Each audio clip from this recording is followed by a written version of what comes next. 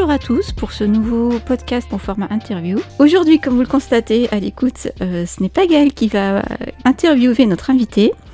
Donc c'est Kelly que vous entendez d'habitude dans les podcasts Destination. Donc aujourd'hui, j'ai le plaisir de recevoir Madame Nathalie Kouamé, qui est historienne et professeure à l'Université Paris-Cité. Bonjour. Pour compléter votre présentation, j'ajouterai que vous y enseignez l'histoire de l'Asie orientale et des religions et que vous êtes spécialiste de l'histoire de l'Asie à l'époque moderne. Tout à fait. Et vous êtes également membre du Centre d'études en sciences sociales sur les mondes africains, américains et asiatiques. Exactement. Que pour commencer, sans préambule, est-ce que vous pourriez nous expliquer comment vous est venu cet intérêt pour le Japon ? Par exemple, quel est votre premier souvenir en rapport avec le Japon? Qu'est-ce qui vous a attiré dans ce pays ou dans cette culture? Wow, c'est une vaste question. C'est vraiment une vaste question. Alors, c'est la première fois qu'on me la pose d'un point de vue, je dirais, professionnel, c'est-à-dire dans le cadre d'une interview, parce qu'évidemment, on me l'a posé 1000 fois. Alors, que dire ? Bon, c'est au lycée déjà. C'est à partir de mes études au lycée. Et je crois que le point de départ... Bon, on avait une camarade qui aimait un peu le Japon à l'époque, c'était dans les années 80, et le Japon, donc, on en parlait tous les jours à cette époque-là. Du coup, je dirais qu'en tant qu'historienne, c'est vraiment ce contexte-là qui fait que j'ai été attirée par le Japon, parce que tous les jours à la télévision, on entendait parler de ce pays-là. Il y avait pas mal de rétrospectives de cinéma également. Ma mère m'emmenait voir des films japonais, mais le tout premier souvenir que j'ai de l'attirance pour le Japon, c'est ma prof d'histoire-géographie qui parlait donc de la modernisation du Japon. Et je me souviens, je devais avoir dans les 16-17 ans, lever la main et lui dire que non, on ne pouvait pas parler du Japon comme étant simplement un pays traditionnel qui s'était modernisé, que cette problématique ne voulait strictement rien dire. Et voilà, ça c'est mon premier souvenir d'un intérêt pour le Japon. Et puis ensuite, donc c'est vrai qu'il y avait pas mal de films à cette époque, notamment il y avait Kurosawa, Akira, qui produisait pas mal de choses. Et donc le deuxième moment fort, c'est quand pour la première fois, je suis allée voir toute seule un film japonais, donc non accompagnée de ma mère, et ça a été Les 7 samouraïs. Voilà. Et au bout de 3h30, je me suis dit, je suis chez moi. D'accord, effectivement. Et ensuite, quel est le cheminement qui vous a amené à étudier le japonais? D'ailleurs, est-ce que vous avez pensé à étudier le japonais en premier, ou ça s'est fait naturellement, ou vous avez réfléchi en vous disant, bon, c'est chez moi, comment est-ce que j'y vais, en fait, quel chemin je prends pour y retourner, en fait? Alors, donc à cette époque-là, je me suis sentie concernée par le Japon, donc à travers ces deux moments, mais je voulais faire un grand voyage. Et donc, c'était ou les États-Unis ou le Japon. Voilà, les États-Unis qui étaient évidemment la première puissance à l'époque, déjà, et le Japon qui était la deuxième puissance. J'ai hésité un peu, et finalement, très franchement, je me souviens pas du tout de la manière dont j'ai retenu l'option Japon. Mais cette camarade qui aimait un peu le Japon avait une amie française à Osaka, en particulier à Takatsuki, juste entre Osaka et Kyoto. Et donc, elle m'a proposé d'avoir une correspondante. D'accord. Et donc, j'ai commencé à écrire des lettres à cette jeune femme qui était à peine plus âgée que moi à l'époque, mais qui était déjà mère de famille. Ça a marché, elle m'a dit « Viens à Takatsuki, je t'invite ». Et c'est comme ça que je suis allée au Japon. Alors, on est quand même... dans les années 80, du coup, il n'y a pas du tout ce système d'apprentissage du japonais qu'on a aujourd'hui avec des méthodes, des écoles privées, publiques, des universités. Quand j'ai commencé mes études de japonais, c'était à l'INALCO. J'avoue que donc on avait un grand professeur qui s'appelait Jean-Jacques Origas, et quand il nous a accueillis cette année-là, il nous a dit c'est la première fois, il y avait 1000 étudiants, enfin inscrits, hein. Oui. Dans les faits on était peut-être 400 ou 500 dans l'amphi, c'était la première fois qu'il voyait autant de monde. Donc la première idée que j'ai eue, c'est pas du tout d'apprendre le japonais. Au lycée, c'était incroyable. On n'apprenait pas de japonais au lycée. On n'avait rien. Il n'y avait rien pour apprendre le japonais. Il y avait très peu de livres. Des livres quelques livres de sociologie, quasiment pas de livres d'histoire. Il n'y avait rien, quoi. Pourtant, le Japon était très connu. Du coup, c'est lorsque j'ai finalement décidé d'aller au Japon et non aux États-Unis, au retour, dans un avion Aeroflot, la vieille compagnie soviétique, que je me suis dit que j'avais tellement adoré ce pays, et puis j'avais tellement souffert de ne pas pouvoir parler au japonais, autrement que dans un anglais plutôt médiocre. C'est à ce moment-là, c'est dans l'avion de retour, et je le sais parce que j'ai gardé donc le Nikki, le carnet de voyage que j'avais rédigé, donc j'avais 19 ans à l'époque, et voilà, dans l'avion, je me dis, maintenant t'apprends le japonais. Et donc à l'époque, il n'y avait pas Parcoursup, c'était pas compliqué, on pouvait tout de suite s'inscrire à l'université. Je suis arrivée au mois de septembre, je me suis inscrite au Langso. J'étais déjà inscrite en sociologie à Paris 5, et donc j'ai cumulé les études de japonais, et voilà. Donc c'était une deuxième, c'était vraiment une, dans la foulée de mon voyage, j'ai pas décidé de commencer à parler japonais. D'accord. Et lors de ce premier voyage, qu'est-ce que vous avez pu visiter en fait? Qu'est-ce qui vous là, c'est un petit peu l'optique guide de voyage qui nous... Qu'est-ce que vous avez pu voir? Vous avez peut-être visité Kyoto, puisque c'était assez proche de Takatsuki, ou Nara, peut-être. Quelles ont été vos premières impressions également? Alors, je suis restée dans la région du Kansai déjà. Je suis pas du tout allée à Tokyo. Du coup, à cette époque-là, il n'y avait quasiment pas d'étrangers à Osaka, dans la région d'Osaka. Donc, comme je l'ai dit, c'est juste entre Osaka et Kyoto. Je suis plus allée à Osaka qu'à Kyoto, finalement. Parce que ce qui m'intéressait à l'époque, bizarrement, alors que je suis plutôt spécialiste des périodes anciennes du Japon, ce qui m'intéressait, c'était le Japon contemporain. Mais vraiment, hein. Alors, dans le genre visite de château, visite de temple, visite de musée, c'est pas ça qui m'intéressait. Ce qui m'intéressait, c'était de manger japonais, de voir des boîtes de nuit japonaises, Enfin, je suis sérieuse, hein, mais voilà, je voulais voir des choses ultra modernes. C'est ça qui m'intéressait au Japon. Le seul souvenir que j'ai, je dirais, d'un contact avec l'histoire du Japon à cette époque, l'histoire du Japon ancien, c'est la visite d'un sanctuaire Shinto. Là, quand je vous parle, je le vois. Je sais plus du tout comment il s'appelle, je sais pas du tout comment il est. C'était à Kyoto. J'étais dans un sanctuaire Shinto, et là encore, je me suis sentie chez moi. Et je n'ai pas... Alors, je suis devenue spécialiste des religions. Je ne sais pas trop pourquoi, mais... comment dire, c'est un souvenir assez flou. Mais voilà, c'est le premier contact que j'ai avec à la fois l'histoire du Japon, l'histoire des religions du Japon. C'est à ce moment-là. Mais tout le reste, ce qui m'intéressait, c'était le Japon le plus moderne. Donc, vous entrez à Langso. Ensuite, comment se déroulent vos études? Est-ce que le fait d'avoir visité, d'avoir été ému par ce sanctuaire Shinto, est-ce que ça vous a tout de suite orienté vers un certain type d'études, ou est-ce que vous avez continué à essayer de comprendre un peu le Japon dans son ensemble? Après, ça dépendait peut-être aussi du type d'enseignement, j'imagine, à l'époque. Alors... Donc, comme je l'ai dit tout à l'heure, j'étais déjà en première année de sociologie et je voulais continuer mes études de sociologie. Ce qui a changé fondamentalement, mais vraiment fondamentalement ma vie, alors c'est un peu une confidence, là je la fais de manière publique, mais voilà, c'est pour encourager tous les étudiants qui n'ont pas de bons résultats scolaires. J'ai toujours été, enfin avant, hein, j'avais toujours été extraordinairement paresseuse. Une lycéenne plutôt médiocre qui avait pour ambition d'avoir son baccalauréat avec la mention... passable, 10. Donc je ne travaillais pas. Voilà, je faisais partie des. J'ai bien changé depuis. Hein. Bon, je faisais partie des des étudiants, des lycéens, des collégiens, heureux de vivre avec les camarades. J'aimais bien l'école, je m'ennuyais pas. Je sais qu'il est de bon ton de dire qu'on s'ennuie à l'école pour paraître génial, mais moi, voilà, j'allais à l'école, j'avais mes amis.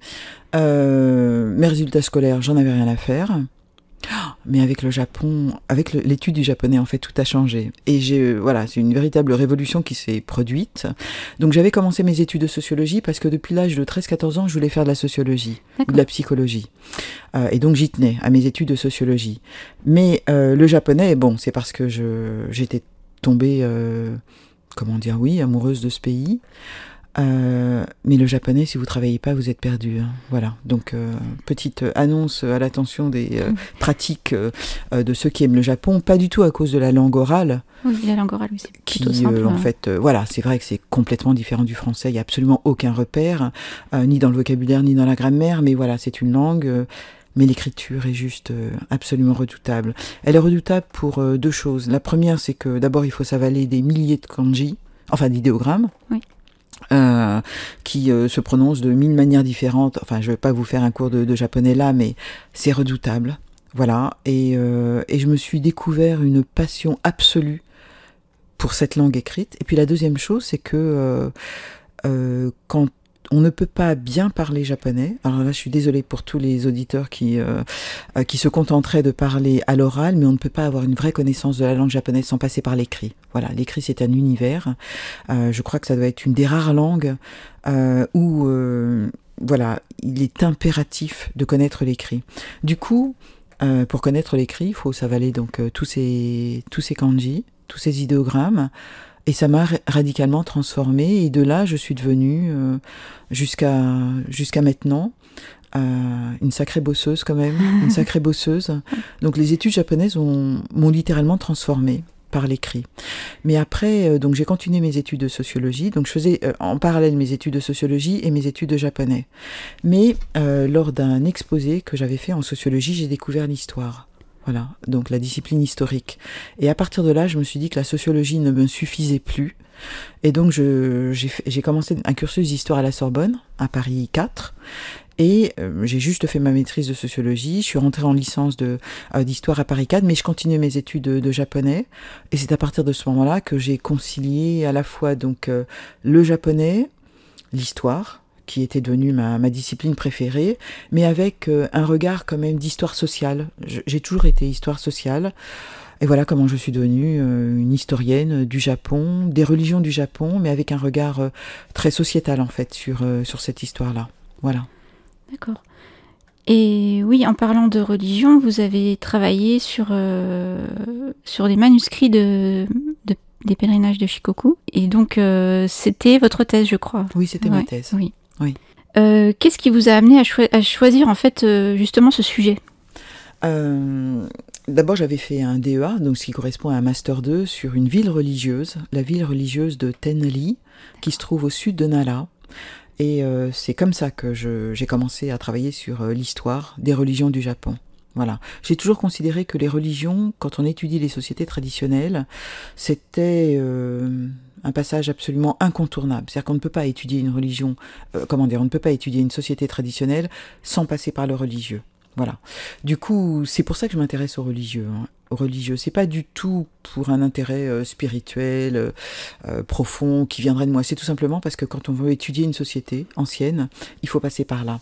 Du coup, pour mon Master 2, on va dire, j'avais choisi l'étude d'une vie religieuse contemporaine et j'étais remontée donc à l'histoire originelle de cette ville, donc qui remonte aux années 1850. Et puis ensuite, pour le pèlerinage de Shikoku, ce fut, alors là encore, à l'attention des futurs doctorants, un pur calcul. C'est-à-dire que je voulais travailler sur l'époque ancienne du Japon, en l'occurrence l'époque d'Edo, donc qui va des années 1600 aux années 1860, donc 2 siècles et demi, 2 siècles et demi d'histoire. Je voulais travailler sur cette époque-là, je voulais travailler sur les religions, je voulais travailler sur un sujet qui n'avait quasiment pas été étudié, même par les Japonais, ce qui est ultra rare, parce que les historiens japonais ont quand même balayé toute leur histoire.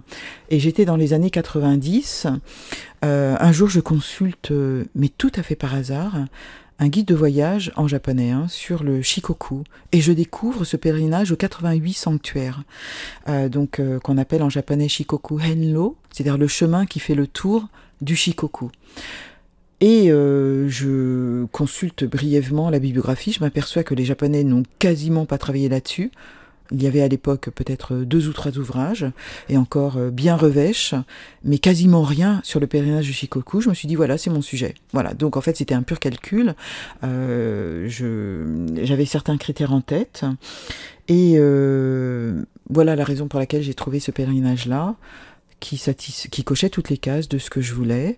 Et j'ai pris soin, non pas de choisir une université à Kyoto ou Tokyo, comme tous mes camarades de l'époque. C'était plus prestigieux d'aller à Kyodai ou à Todai.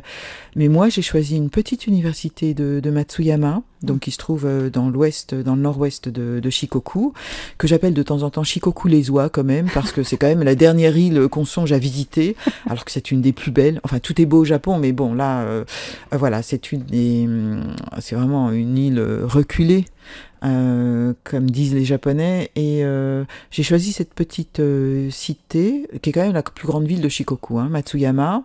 Un professeur, alors je vais l'honorer quand même, Uchida, le professeur Uchida Kusuo, sensei, de cette petite université de Ehime Daigaku, et j'ai fait ma thèse pendant 2 ans et demi là-bas sur ce pèlerinage, et ça a été une expérience extraordinaire, parce que finalement ce que je préfère au Japon, je dis pas que c'est pas ce que je préfère dans le Japon, c'est pas tant le Japon et mon rapport direct avec ce pays.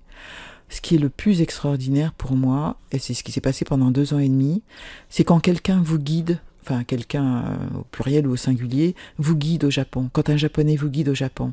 Et ce professeur Uchida Sensei, donc je disais tout à l'heure que mes études de japonais m'ont forcé à travailler, parce que si on travaille pas, on peut pas avaler tous ces kanji, tous ces idéogrammes. Mais là, il m'a appris quelque chose d'extraordinaire, il m'a appris à lire la cursive japonaise, c'est-à-dire à lire des manuscrits qui ne sont pas imprimés, qui ont été rédigés à la main, qui sont totalement gribouillis. Enfin, j'exagère un peu, mais voilà. Et donc, donc là, c'est le dernier stade, si je puis dire, de l'apprentissage de l'écriture du japonais. C'est quand il est écrit sans lever le pinceau. Et c'est vraiment très difficile. En gros, vous réapprenez tout.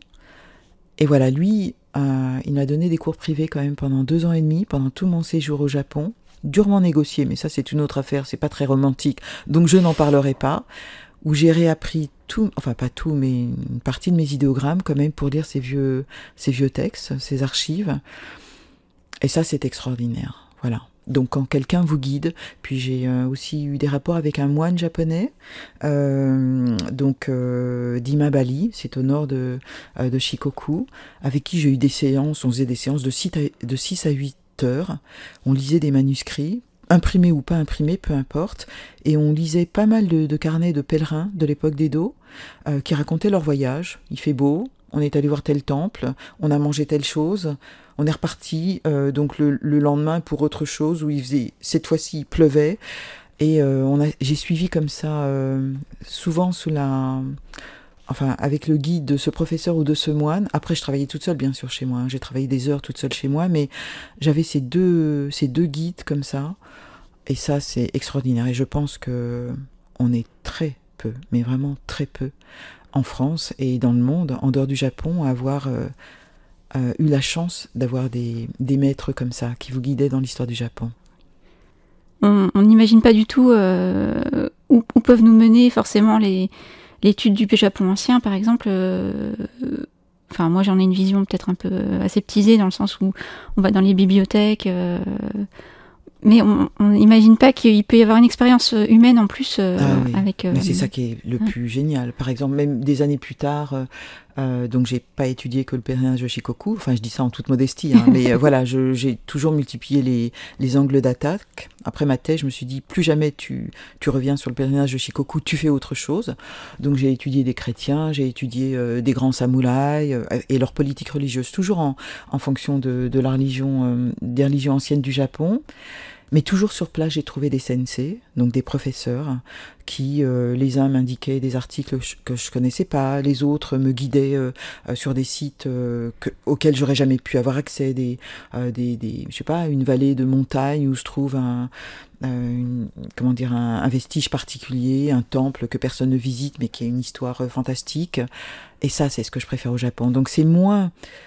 Je le répète, c'est moins le contact personnel que j'en ai, ou en tout cas c'est ça, mais aussi tout ce que les Japonais m'apportent, et ça c'est génial. J'ai des collègues qui sont, par exemple, des collègues masculins. Moi, par exemple, c'est dans la vie japonaise, les nomikai, ces séances où l'on boit tous ensemble, où l'on s'enivre.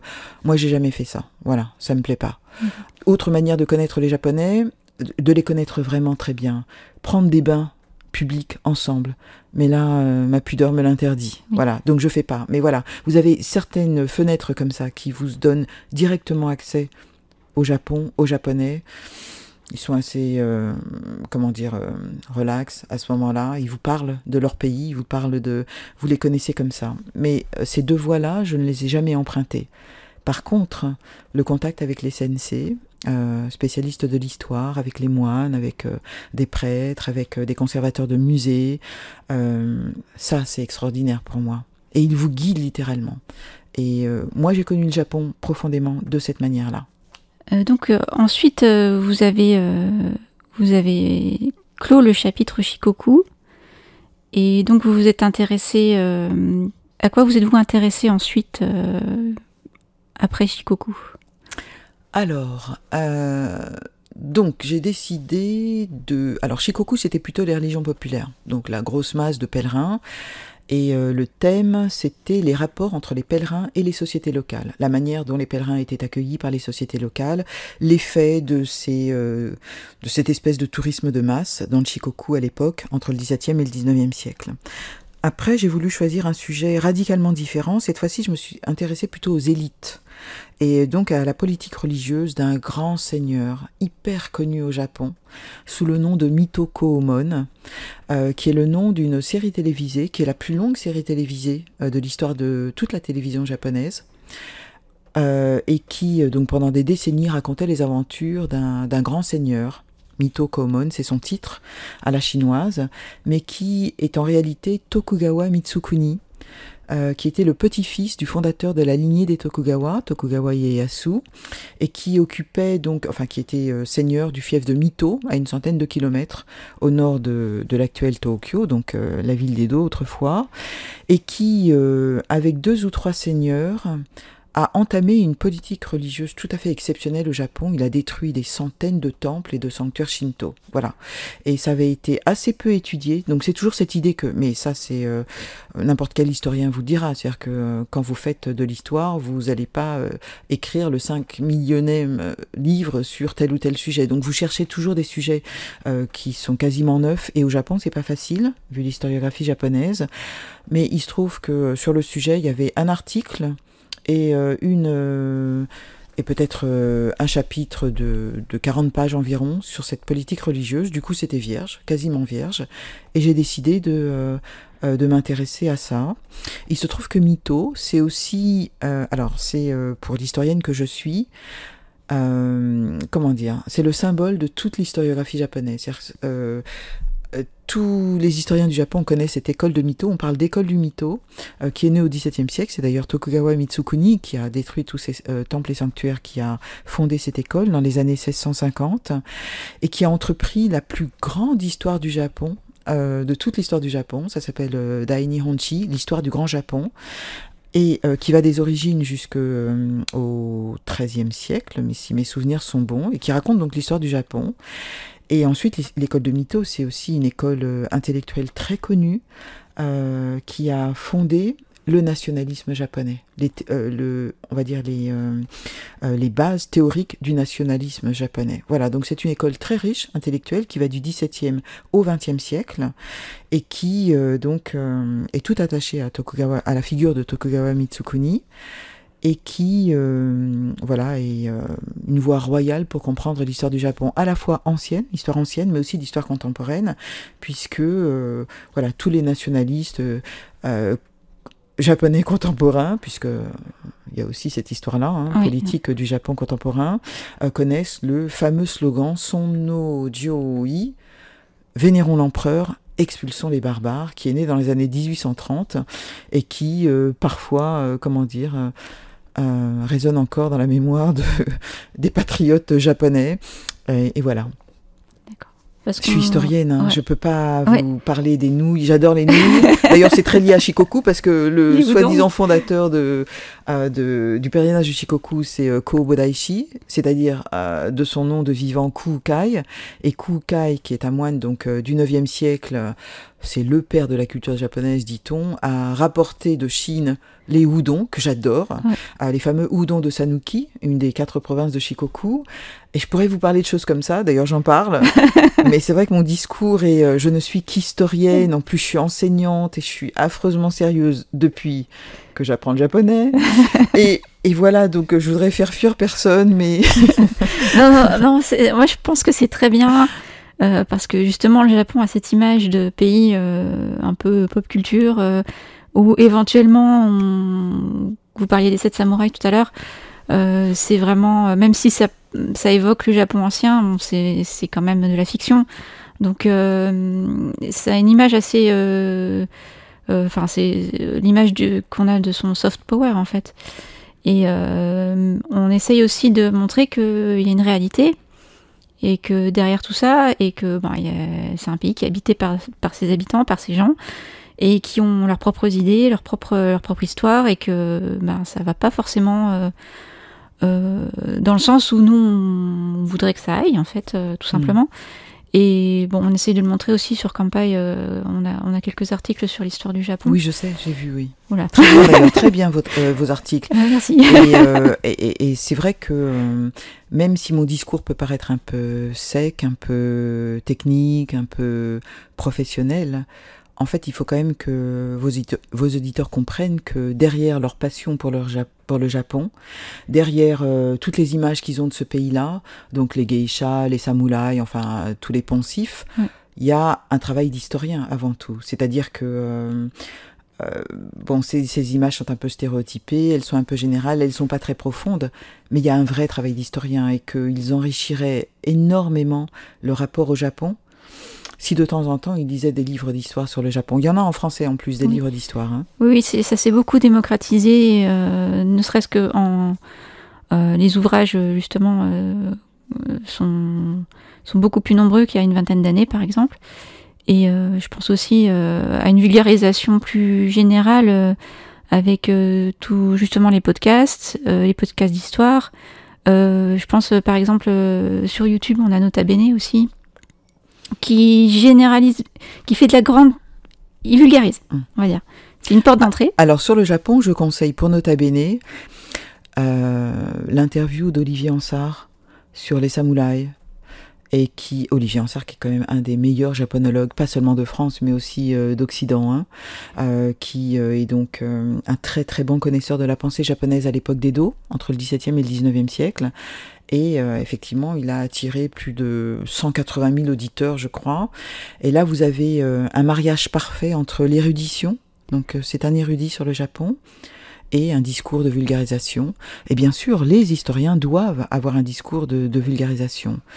Mais il faut aussi que les personnes, lisent un peu des choses un peu compliquées. Ils découvriront des choses extraordinaires sur le Japon. Ouais, je me souviens quand je me suis lancée dans les études de japonais, donc j'ai voulu m'intéresser à l'histoire et j'ai tenté de lire le livre de Francine Eraille, et au début c'est un peu difficile quand même. Et c'est vrai que je l'ai lu, j'ai à peu près rien compris, forcément. Mais du coup ça met en perspective un petit peu. C'est vrai que déjà de savoir que le Japon, c'est un pays qui a plus de 2000 ans d'histoire. Et que voilà, c'est pas... ouais. Et puis j'ajoute en tant qu'historienne, et donc il suffit pas d'avoir une histoire, parce que tous les pays ont une histoire. Là, il faut faire très très attention. Hein. On dit par exemple que certains continents, je pense à l'Afrique, n'ont pas d'histoire, parce que effectivement, ce sont pas des civilisations de l'écrit forcément. Ouais. Il y a de l'écrit en Afrique. Mais le Japon est un pays d'histoire, bien sûr, comme tous les pays. Là-dessus, il y a aucun doute. Mais c'est surtout un pays d'histoire parce qu'il y a une masse de documents extraordinaires. Et donc, on peut se reposer sur ces documents pour connaître l'histoire du Japon. C'est ça la différence entre le Japon et d'autres pays qui passent pour ne pas avoir d'histoire. Oui. Un chiffre tout à fait étonnant, des années 1580, donc on est à la fin de la période Sengoku, la période des royaumes combattants, jusque dans les années 1870, donc juste au tout début de l'époque de Meiji, des années 1580 aux années 1870, 50 millions de documents écrits administratif seulement, hein, je parle même pas de la poésie, de la littérature, de la philosophie, des traités théologiques. 50 millions de documents administratifs ont été rédigés au Japon. Alors, dans lesquels vous devez compter des copies, mais c'est une masse infernale. Et d'ailleurs, quand vous allez dans la moindre petite localité japonaise, puisque vous êtes quand même une association qui valorisait le voyage, vous avez toujours des musées. Vous avez toujours dans ces musées une masse, alors peut-être pas exposée, mais en tout cas dans les archives, une masse de documents totalement vierges. Le Japon a une somme extraordinaire de traces du passé, notamment sous forme écrite. Et ça aussi, c'est une des raisons qui peut inciter les jeunes gens à apprendre le japonais. C'est-à-dire que ça vous offre un univers sans fin. Oui. L'apprentissage du japonais, écrit. Oui, j'aime bien. C'est vrai que toutes les localités ont leur petit musée et on essaie d'aller les visiter quand on est sur place. Mais c'est vrai que souvent, c'est vraiment très japonais en fait. Il n'y a quasiment pas d'explication, même en anglais. Non, il n'y a rien. Il n'y a quasiment rien, oui. Même en japonais, d'ailleurs. Oui. Ce sont quasiment des lieux de mémoire, c'est-à-dire des lieux de culte au passé japonais. Et voilà. Et donc, du coup, et puis, comment dire, ça flirte aussi un peu avec l'ethnographie. Il y a beaucoup de choses, toutes les époques sont mélangées, il n'y a pas d'étiquette, il n'y a pas d'explication. Mais pour quelqu'un qui connaît comme moi, je me vante pas, mais quelqu'un qui connaît un tout petit peu le Japon, c'est un trésor, quoi. On trouve toujours quelque chose d'absolument unique, un objet qui renvoie à telle histoire. Mais vous avez quand même de bons connaisseurs du Japon, hein. Le Japon est un pays qui est assez connu, la bibliographie occidentale est assez large maintenant, et puis dans tous les formats, des ouvrages spécialisés, des ouvrages de vulgarisation. Et par exemple, j'avais été très étonnée en novembre dernier, donc en 2024, en allant dans un cimetière de Tokyo, visiter la tombe du dernier shogun Tokugawa, donc il s'appelle Tokugawa Yoshinobu, le dernier shogun, le 15e et dernier. Et là, j'ai trouvé 2 occidentaux qui avaient la même démarche que moi. J'ai été très, très étonnée. Donc, vous avez des gens quand même qui connaissent bien le Japon, hein, et qu'on peut retrouver dans ces petits musées, dans ces petits lieux de mémoire, dans ces lieux reculés du Japon. Voilà, le Japon est assez bien connu maintenant, hein. Oui. Et alors là, si je parle de mon expérience personnelle, je pense à la culture populaire, justement. Dans tout ce qui est animation, manga, on a beaucoup d'œuvres qui font référence directe à l'histoire, et justement l'époque de la fin de l'Edo est quand même une période marquante et très traitée. Et je pense que ça peut aussi intéresser. Alors moi j'aime bien les choses comiques, donc je regardais des séries comiques qui se passent sur cette époque, où les personnages sont inspirés de personnages historiques réels, un peu déformés.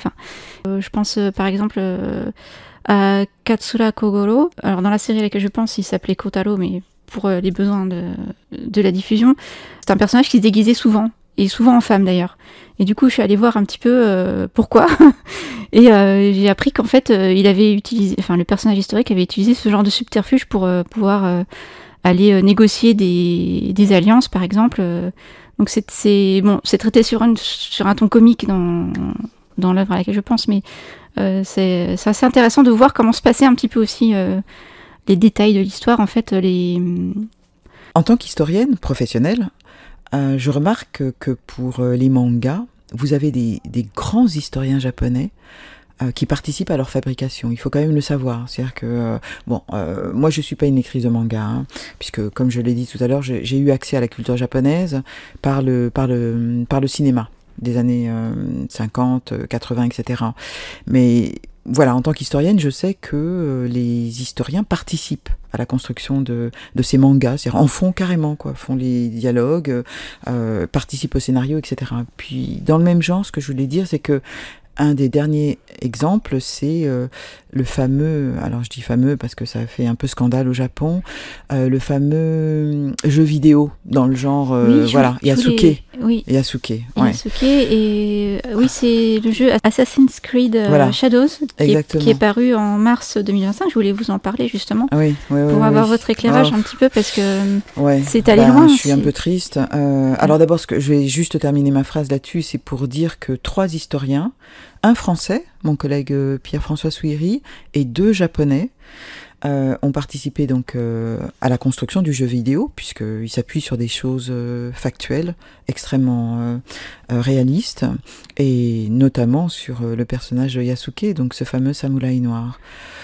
Bon, évidemment, tout le monde sait qu'une pétition qui a rassemblé pas mal de gens au Japon a été signée contre ce jeu vidéo qui prétendument insultait les Japonais. Ce qui est très bizarre parce qu'un jeu vidéo, par définition, c'est quand même un espace où l'imagination, donc surtout quand le jeu vidéo est historique, où l'imagination est autorisée, est permise. Du coup, moi je me refuse, alors là je le dis, et donc je vais pas ergoter 3 heures là-dessus. Bien sûr, Yasuke est un personnage historique. Qu'il ait été samouraï ou non n'a strictement aucune importance pour moi, parce qu'on est quand même à l'époque de la fin des royaumes combattants, où le statut de samouraï n'existait pas. Bon, bien sûr, vous aviez des samouraïs de grandes familles de samouraïs, hein. Par exemple les Shimazu qui remontent à l'époque de Kamakura. Vous avez de grandes familles, ou les Takeda, ou je ne sais qui encore. Mais vous êtes précisément à une époque, dans les années 1580, donc Oda Nobunaga, Toyotomi Hideyoshi, où n'importe qui peut devenir samouraï, ou n'importe qui peut devenir paysan. C'est d'ailleurs toute la problématique des 7 samouraïs de Kurosawa Akira, et où Toyotomi Hideyoshi lui-même a dû instaurer une politique, et donc qui sera reprise ensuite par les Tokugawa pendant 2 siècles et demi, où on fait clairement la distinction entre paysans et samouraï, tant les statuts étaient confondus. Du coup, cette espèce de pétition-là, qui râlait, parce que 100 000 Japonais quand même, hein. Bon, ils sont 123 millions, je crois, aujourd'hui. La population régresse, donc il faut toujours se tenir au courant, mais cette espèce de pétition de 100 000 personnes qui voilà, contestent le caractère guerrier de Yasuke est pour moi un peu affligeante. Et historiquement parlant, n'a strictement aucun sens, puisque, encore une fois, donc, même Toyotomi Hideyoshi est obligé de dire, voilà, il y a les samouraïs d'un côté et les paysans de l'autre, et voilà. Donc voilà ce que je pense sur la question.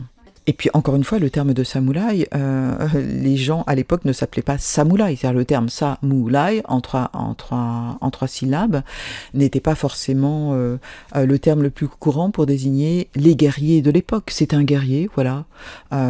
Et donc, même d'un point de vue terminologique, ça n'a aucun sens de contester le caractère de samouraï de ce personnage, qui de fait était un guerrier, comme n'importe quel paysan du coin. À l'époque, de toute façon, tous les Japonais étaient armés. Et être un guerrier, c'est faire la guerre, c'est rien de plus que faire la guerre. Alors moi, je commence toujours mes cours en disant, les Japonais nous ont vendu ce terme de samouraï. J'adore les samouraïs par ailleurs, hein. Alors je suis complètement schizophrène là-dessus. J'adore les samouraïs. Quand je suis chez le dentiste, j'y pense très fort. Tiens-toi comme une samouraï, voilà, résiste, etc. Et de l'autre côté, je suis historienne. Ce sont des guerriers, mais toutes les civilisations traditionnelles ont des guerriers. Les Ottomans ont leur tradition de janissaires, les Aztèques étaient des guerriers, les Français ont leurs mousquetaires. Enfin, je ne vais pas faire toute la liste des guerriers qui existent, mais et nous avons nos guerriers contemporains, nous avons nos soldats.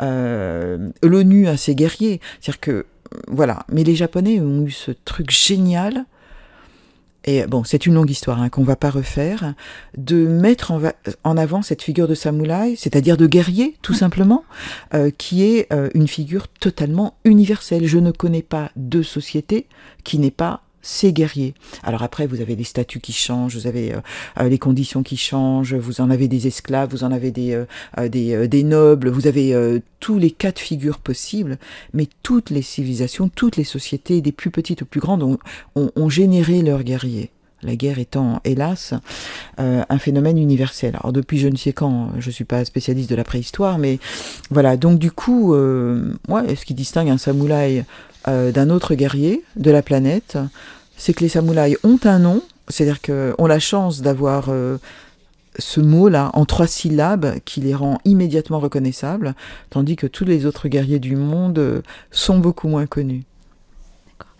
Et en fait, sur ce jeu, ce qui m'avait interpellé, et ce qui nous avait un peu aussi interpellé ici, puisqu'on en avait parlé dans le podcast Actualité, c'est que, en fait, beaucoup de Japonais, et c'est remonté jusqu'au gouvernement en plus, s'étaient plaints que, en tout cas dans la première parution du jeu, on pouvait détruire du mobilier de temple ou de sanctuaire, on pouvait tuer certains personnages et faire jaillir du sang en fait dans des endroits qui sont censés être sacrés et ne pas être touchés par le sang, notamment les sanctuaires shinto en particulier. Et apparemment ça avait beaucoup choqué... alors je sais pas s'il y a eu un creux dans l'actualité au Japon à ce moment-là, mais ça avait beaucoup choqué les Japonais, en tout cas ceux qui s'étaient plaints auprès du gouvernement, et le Premier ministre avait même donné son avis, qui n'était pas très content de voir qu'on pouvait inciter, entre guillemets, à profaner des lieux sacrés. Ça me semblait un peu sortir du rôle du gouvernement, puisque c'est un jeu vidéo. En même temps, on comprend, dans le cadre du surtourisme, on voit qu'il y a beaucoup de gens qui se comportent pas très bien, un peu partout d'ailleurs, dans le Japon. Même ça arrive aussi chez nous quand il y a trop de monde. Hein, notamment ces touristes qui s'est accroché à un torii et qui se balançait comme ça. Oui, ça c'est... Waouh. Oui. Et donc, je crois qu'il avait dit que c'était une incitation un peu à mal se comporter, en fait. Il craignait que les futurs touristes se comportent mal en ayant vu l'exemple du jeu, qui a été corrigé ensuite par ses créateurs, où on ne pouvait plus casser le mobilier. Enfin, c'était ni tuer des gens... Enfin, on pouvait les tuer, mais il n'y avait pas de sang. Enfin, c'est vraiment des détails interpellants, dans le sens où les Japonais eux-mêmes, au cours de leur histoire... n'ont pas hésité à faire la guerre, même dans des endroits sacrés. Donc là, je pense tout de suite à Oda Nobunaga, qui est mort au temple Honnoji, donc il était quand même dans un endroit sacré, si on peut dire comme ça. Et lui-même, Oda Nobunaga est très connu pour avoir fait la guerre, par exemple au Hiezan en 1571, pour avoir donc fait la guerre également à la Judo Shinshu, ce qu'on appelait les Ikkoshu, c'est-à-dire des mouvements liés à la figure du Bouddha Amida. Et donc Oda Nobunaga est le premier à avoir attaqué des lieux sacrés, et puis tout le Moyen-Âge a mis en avant ce que les Japonais appellent en japonais d'ailleurs ajiru, c'est-à-dire asile, dans le sens lieu d'asile. Par exemple, nos églises chrétiennes autrefois, et d'ailleurs aujourd'hui aussi, qui sont des refuges pour des gens qui fuient, qui sont sacrés. Et il est vrai que les temples bouddhiques et les sanctuaires shinto étaient autrefois des lieux d'asile, ajiru, en japonais. Mais justement, c'était des lieux d'asile. Si on les a définis tels quels autrefois, c'est sans doute parce que dans la réalité, ces lieux étaient attaqués comme n'importe quel lieu. Donc j'ai l'exemple de Oda Nobunaga, de Toyotomi Hideyoshi. Oui, quand on fait la guerre, généralement la guerre autorise tout. Hein. Enfin, au sens le plus horrible du terme, autorise tout. Donc oui, si ces lieux d'asile étaient définis comme tels, c'est justement parce qu'ils étaient sans doute profanés très souvent. C'est clair, toute sa politique religieuse, il est très connu pour ça, a été extrêmement hostile aux bâtiments religieux. Il s'en est pris, il a tué des milliers de personnes. Hein. Oui. Des moines, des moniales, tout le monde y passait. Bon. Donc on va peut-être pouvoir continuer à parler de votre travail, et éventuellement d'un projet d'assez grande ampleur qui vous occupe avec d'autres historiens, qui est l'encyclopédie des historiographies Afrique, Amérique et Asie. Est-ce que vous pourriez nous expliquer quels sont les enjeux en fait de ce travail ? Alors, vous faites bien de me poser la question, vous savez Kelly, parce que c'est immense, effectivement, c'est immense, bon, j'ai l'air un peu de me vanter, mais je veux dire ce gros travail collectif. Vous avez bien raison de souligner le fait qu'il est collectif, puisque on a besoin de spécialistes de l'Afrique, de l'Amérique latine et de l'Asie en général. En fait, il vient du Japon. Donc, il vient du Japon. Non, il vient du Japon. Aucun Japonais ne me l'a insufflé.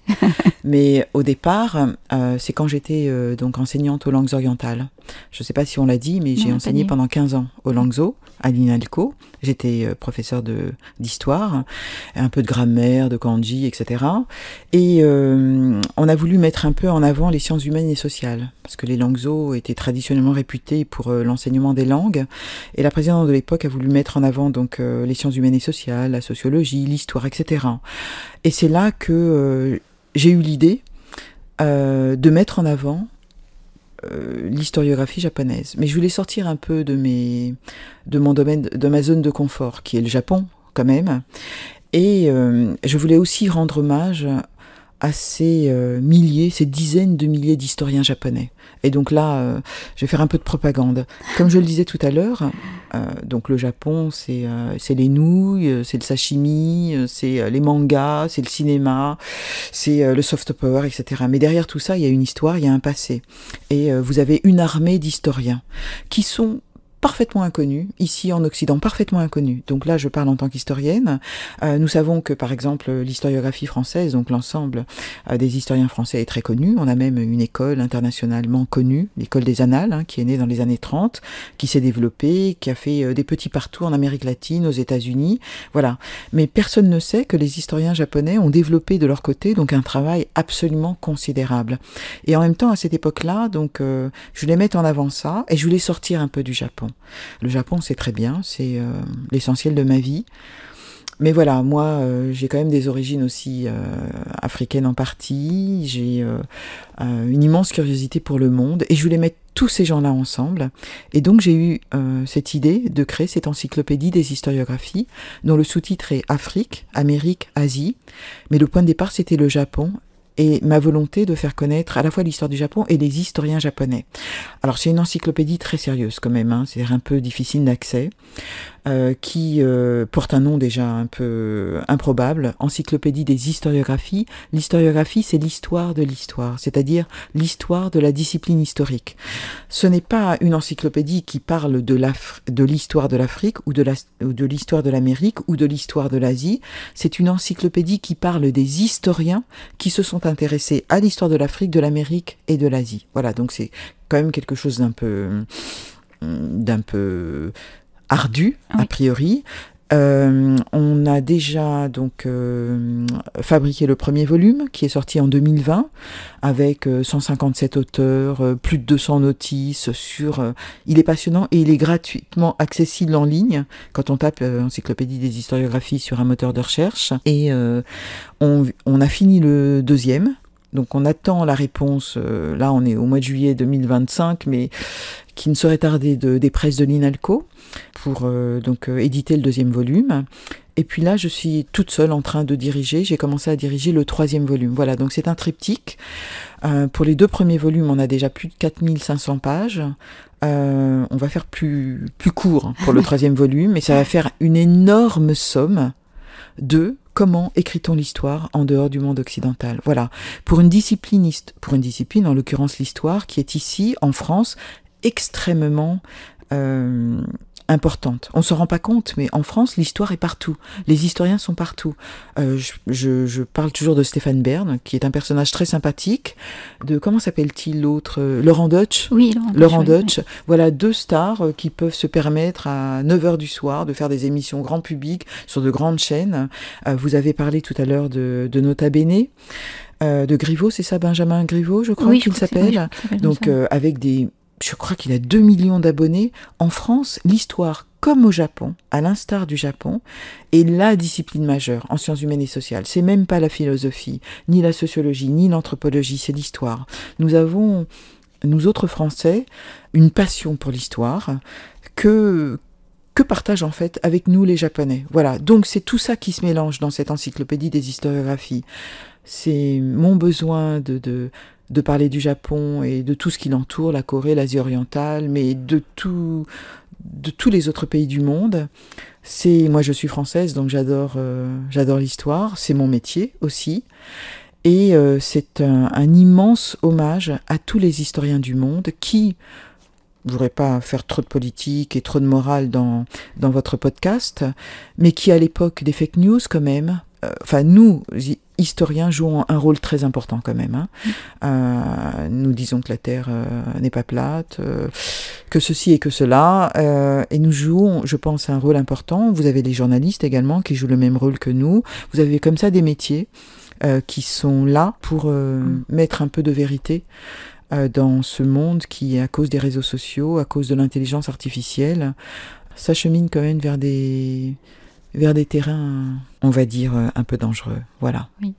L'avenir est assez incertain. Enfin, ça a toujours été, mais là, c'est encore plus... En matière de vérité historique et de vérité des faits, tout simplement. Voilà. D'ailleurs, quel est un peu le regard des historiens japonais sur leur propre histoire Je pense à une période qui nous concerne encore tous, puisque si on l'a pas vécu nous-mêmes, on a au moins des grands-parents qui l'ont vécu, par exemple la Seconde Guerre mondiale. Nous, on a notre narratif, et les Japonais ont le leur aussi.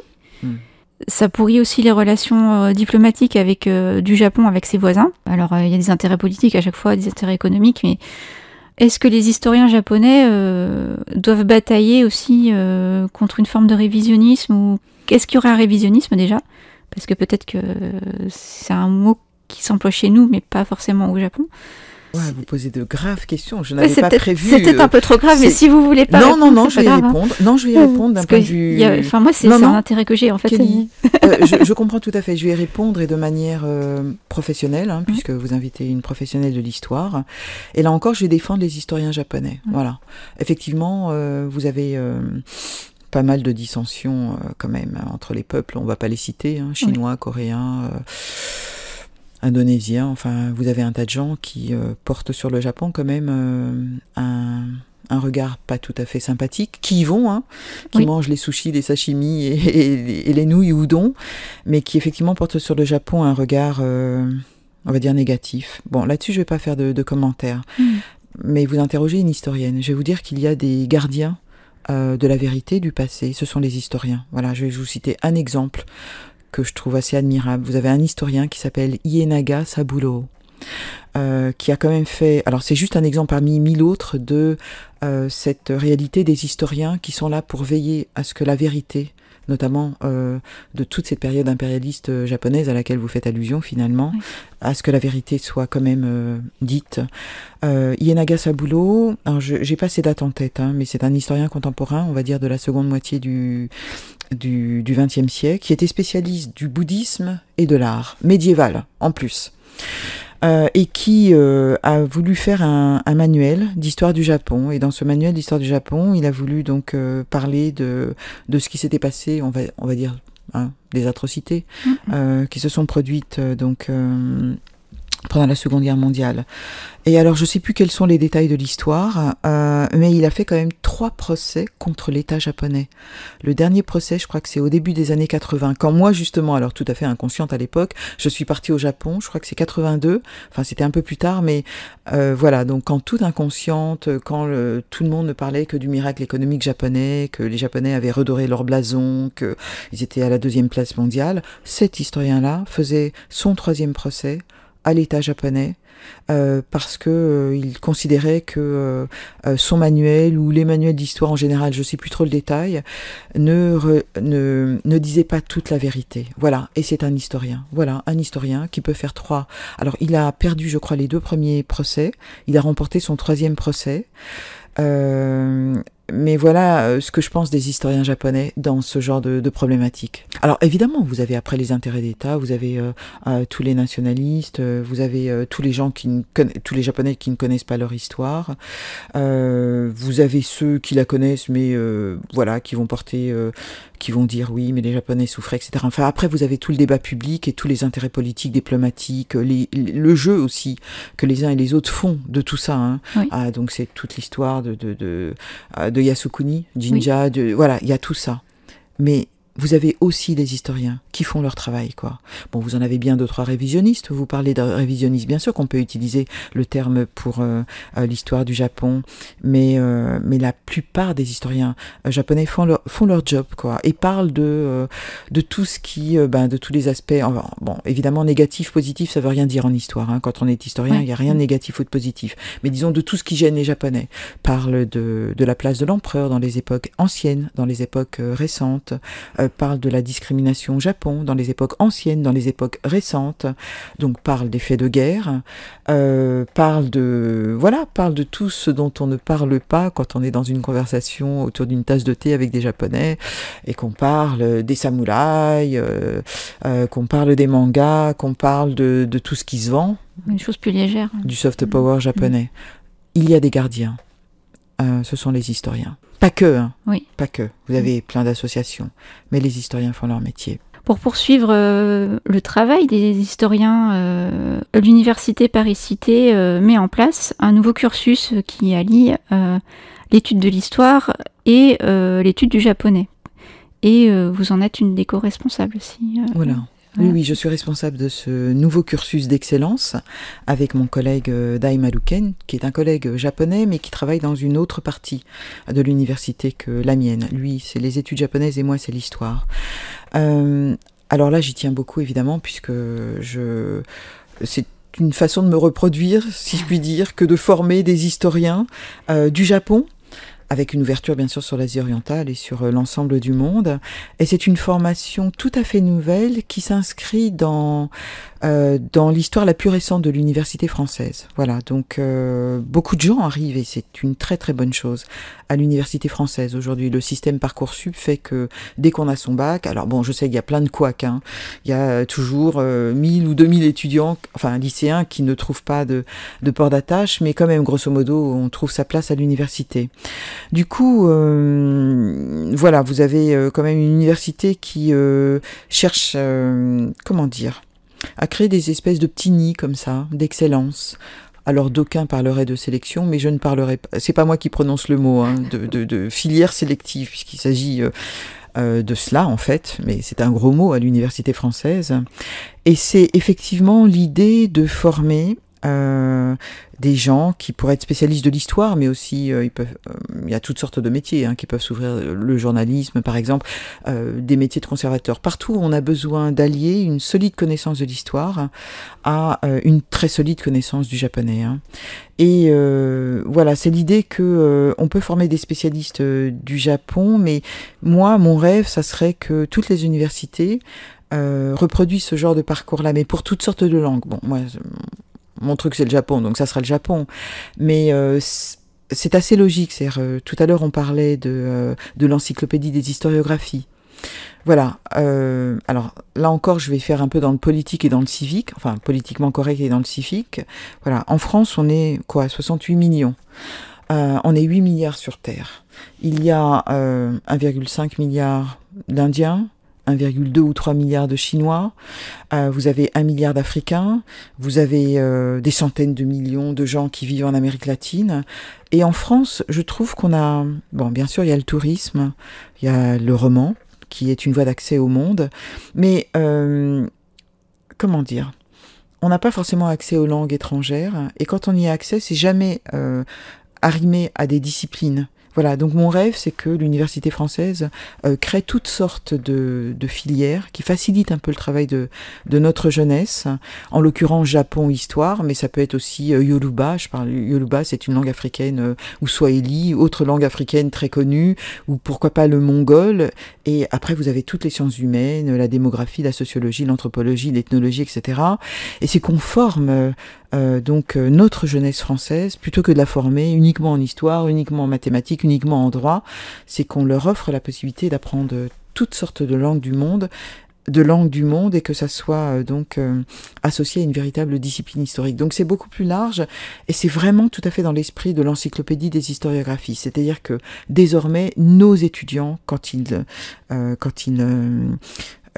apprennent une discipline, eh bien, il faut qu'ils sachent que le monde est vaste et qu'il leur faut aussi apprendre les langues étrangères. Et pas seulement l'anglais ou l'espagnol ou l'allemand, mais aussi toutes les langues du monde. Et ça c'est mon côté un peu, c'est mes 15 ans d'INALCO. L'INALCO, c'est quand même une centaine de langues du monde.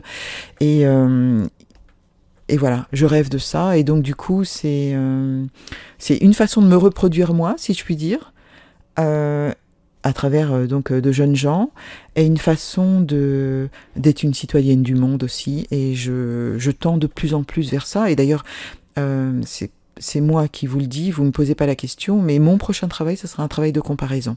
Voilà, fini exclusivement le Japon. Je veux faire un travail de comparaison. C'est-à-dire que maintenant que j'ai acquis 2-3 connaissances sur l'histoire du Japon, je révèle pas tout à fait mes secrets, ça sera mon prochain livre, mais ça sera sur l'Europe, sur un pays européen, et je veux faire de l'histoire comparée. Voilà, je veux profiter de cette mondialisation. Elle a beaucoup de défauts, mais elle a aussi beaucoup de qualités. Voilà, l'époque est arrivée, il faut apprendre les langues étrangères, il faut avoir une discipline, enfin dans tous les sens du terme d'ailleurs de discipline. Il faut s'ouvrir sur le monde, voilà, il faut sortir, là, il faut connaître le monde. Oui. Et d'ailleurs, vous parlez d'histoire comparée, vous avez commencé déjà un petit peu avec des capsules pour la Maison de la Culture du Japon à Paris. Éventuellement, est-ce que vous voudriez en parler un petit peu? Alors oui, effectivement, la Maison de la Culture du Japon, la maison, que j'écorche pas surtout leur nom, la Maison de la Culture du Japon à Paris m'a proposé de faire des vidéos sur l'histoire du Japon. Et toujours dans cet esprit de comparaison que j'ai depuis l'âge de 20 ans. En fait, ça fait depuis l'âge de 20 ans, et donc ça date, que je rêve de faire de l'histoire comparée.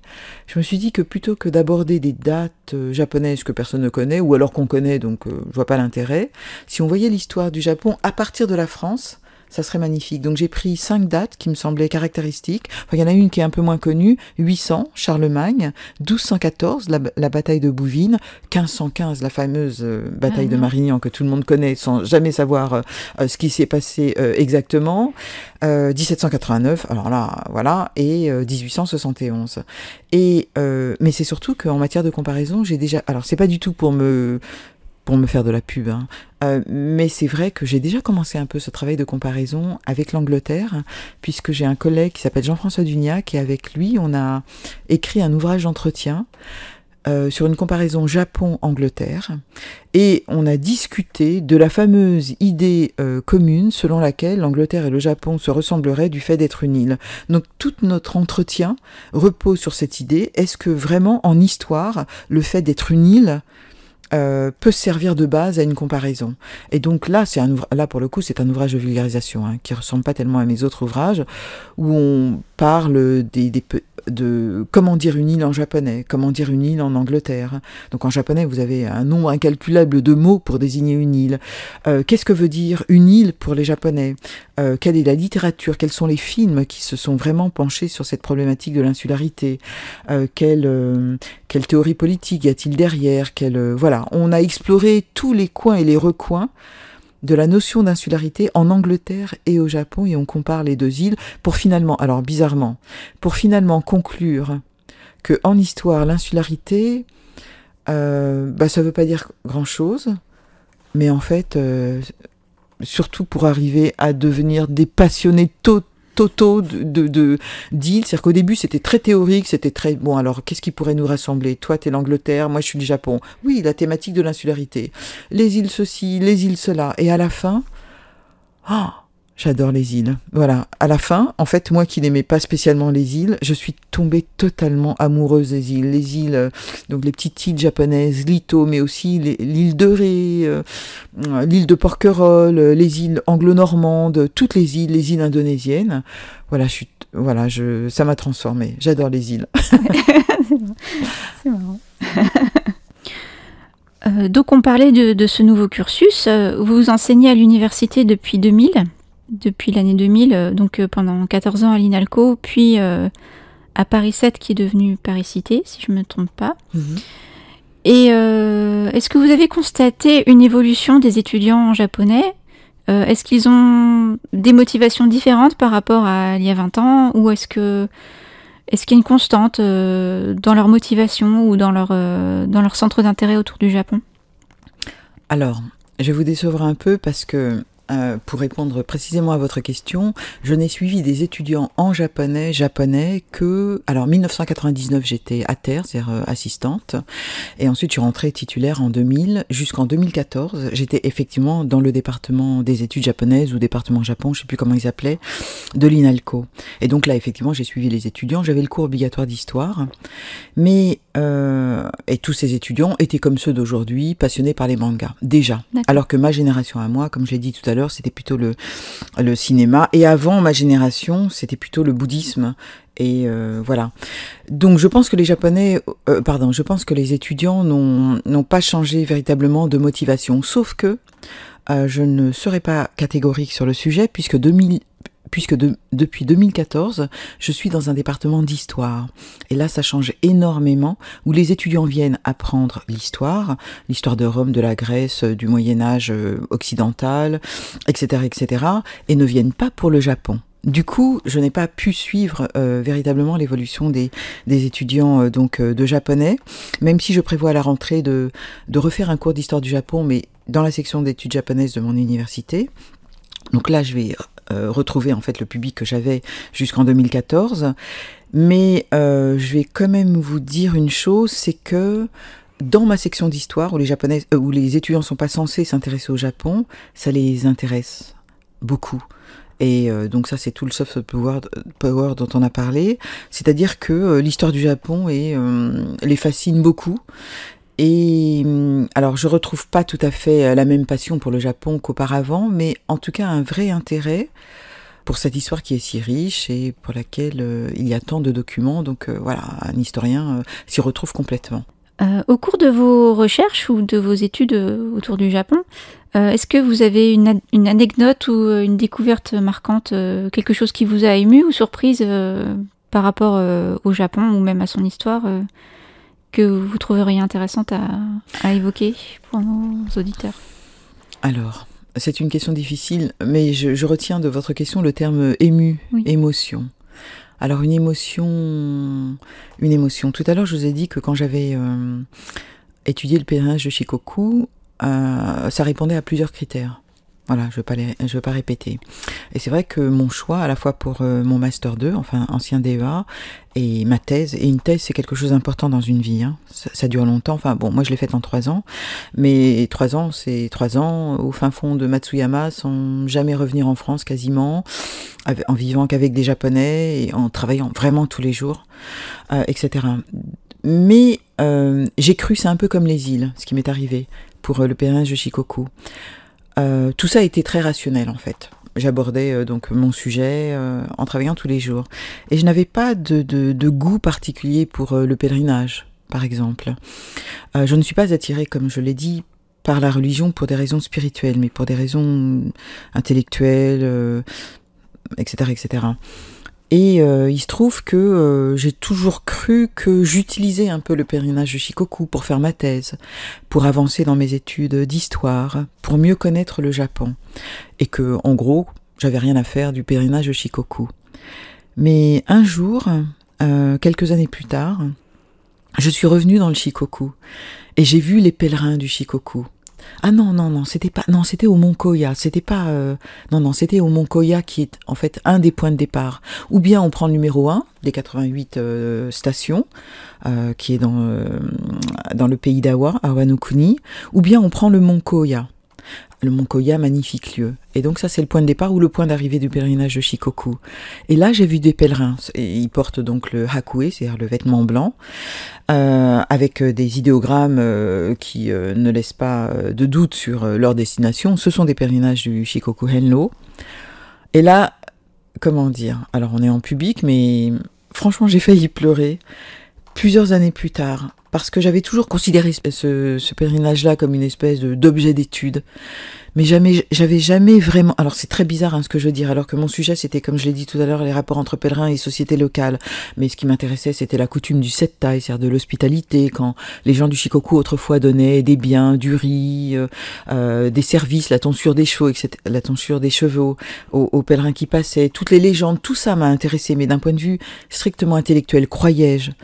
Et à ce Mont Koya, j'ai vu que la coutume perdurait, que les Japonais le faisaient très sérieusement, qu'ils le faisaient avec beaucoup de profondeur, et ça m'a vraiment émue. Et je me suis dit que j'étais passée, alors que, bon, mon livre sur le pèlerin du Shikoku est très bien, hein, très informatif, voilà, vous trouvez tout ce que vous voulez savoir sur le pèlerinage de Shikoku à l'époque d'Edo. Et en plus, là vraiment, vous pouvez pas aller plus loin dans la recherche documentaire, voilà, j'ai tout, les traductions, les concepts, voilà, tout décortiqué, tout. Mais en fait, c'est en allant au Mont Koya que j'ai compris ce qu'était ce pèlerinage en termes d'investissement spirituel, humain. Ce sont des gens malades qui partent. Ce sont des gens qui veulent se retrouver eux. Vous avez toutes sortes de motivations. Et puis je les voyais avec leur habit blanc. Et c'était extrêmement émouvant. D'ailleurs, je suis assez émue en vous en parlant. C'est-à-dire que quand on est historien, vous avez les sujets, que vous traitez de manière théorique. Et c'est pour ça qu'il y a un tas de sujets, par exemple, en tant qu'historienne, que je ne peux pas traiter. La Seconde Guerre mondiale, je ne pourrais pas traiter. Surtout côté japonais. même pour la France, la Révolution française, je pourrais pas traiter. Vous avez des sujets comme ça que moi je pourrais pas traiter, qui renvoient à des choses trop sensibles, trop personnelles. Mais voilà, j'étais contente finalement à ce Mont Koya d'avoir fait le tour de ce pèlerinage. Je l'avais étudié théoriquement. Et puis, par exemple, l'année dernière, donc je suis retournée au Japon. Je vais souvent au Japon, bien sûr.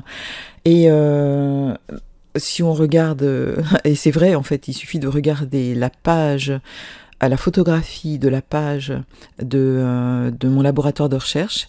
Et je suis au temple Ishiteji, qui est le temple numéro 51, je crois. C'est le temple numéro 51 des 88 stations. C'est clair, c'est mon temple préféré. Et j'y suis retournée, j'ai pris la photo, j'ai demandé à celui qui tenait une espèce de petit bistrot, enfin une gargote, de me prendre une photo. Donc j'ai mis ça sur la page de mon laboratoire. Et là, je suis chez moi. Voilà.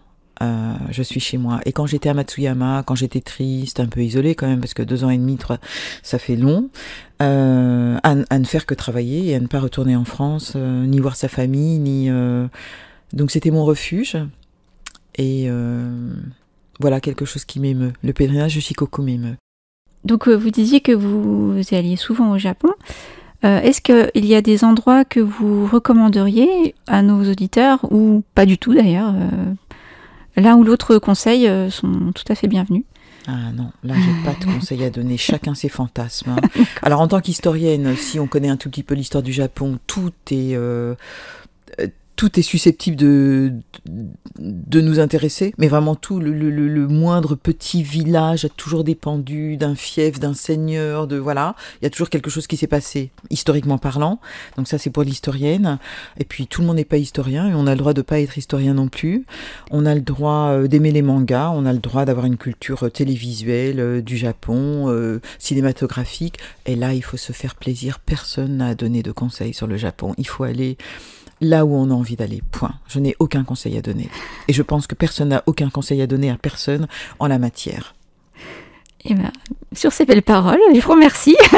Merci beaucoup, Kelly. Merci beaucoup. Merci. Merci de nous avoir écoutés et à bientôt pour d'autres podcasts sur kanpai.fr. Retrouvez plus d'interviews Japon sur nos podcasts.